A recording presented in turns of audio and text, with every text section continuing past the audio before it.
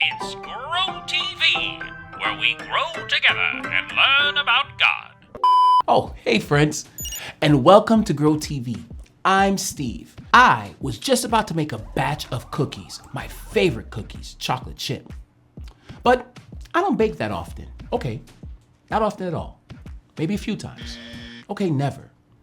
This is my first time, actually. So I decided to be a smart cookie and look up some common hazards or dangers when it comes to cooking. I never knew that cookies could be so dangerous.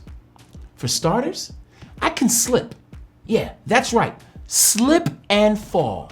Say a blob of cookie dough falls on the ground and I didn't see it.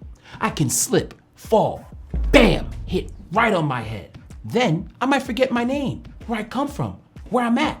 I'd be thinking, why does it smell like cookies? Are they for me? Is it my birthday? Wait, did I forget my own birthday? Or I can get poisoned. Yeah, you see, I like cookie dough. Who doesn't? But apparently, if you eat too much of it, you can get sick. I guess it has raw eggs in it. I thought cookie dough was a super healthy food. I mean, it's raw, like raw vegetables. That's the same thing, right? Or I could get burned. The cookies have to get really hot to bake. And then apparently you're supposed to use these things called oven mitts to take them out the oven. Wait. Let me get this straight. I'm supposed to smell delicious cookies baking in the oven and then use these mitts to separate me from the deliciousness? Whoa, these are kind of nice. They're so soft and warm. They keep me safe and, hey, they look cool. Cool mittens. You baking something? I don't smell anything.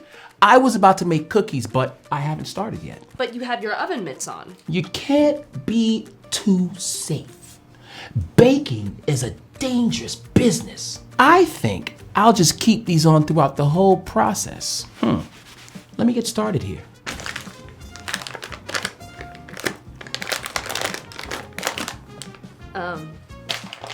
Need some help? Nope, I'm doing great. Thanks.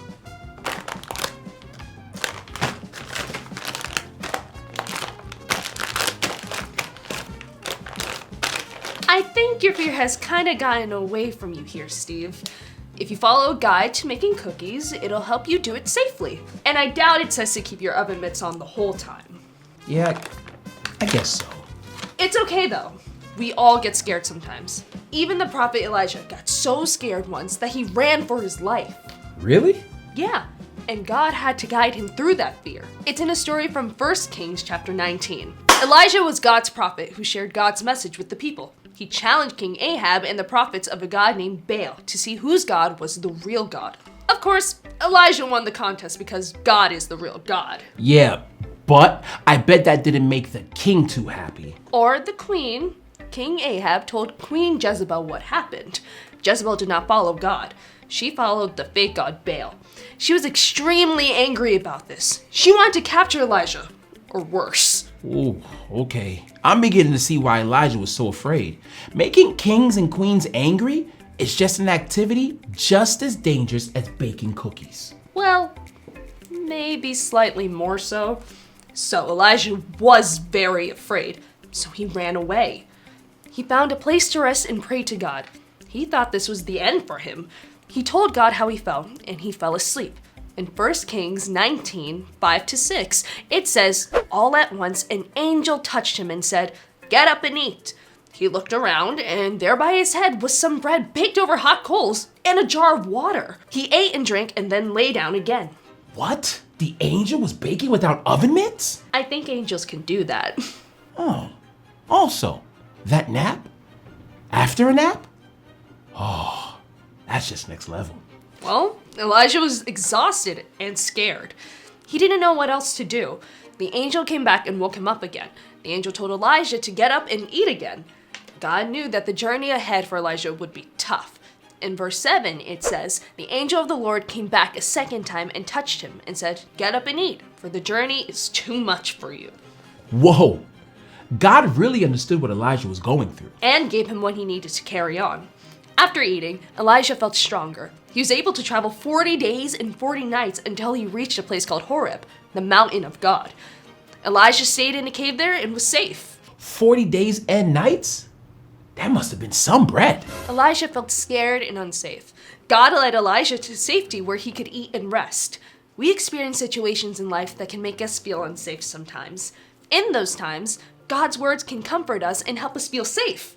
God also gives us safe people we can talk to about what is going on. Whether we are scared because of some kind of danger or because we're feeling lost and aren't sure what to do, we can remember Elijah's story. And we can remember that God guides me when I'm scared.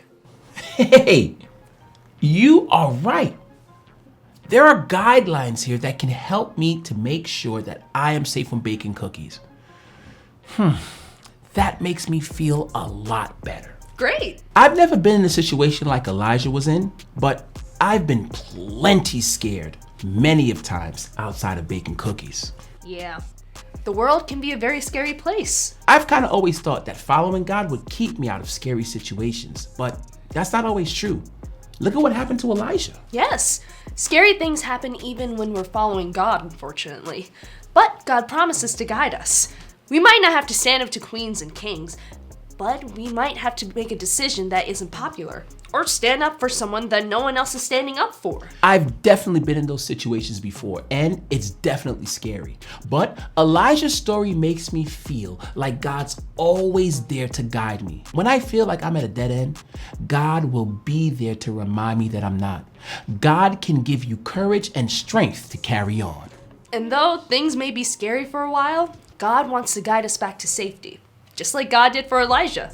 Whether we're baking cookies, standing up to false gods, or facing life, we can always remember that God guides me when I'm scared, and God guides you too. It's been fun almost baking cookies with you and learning Bible stuff with you. It is always good to learn and grow together. We'd better get baking.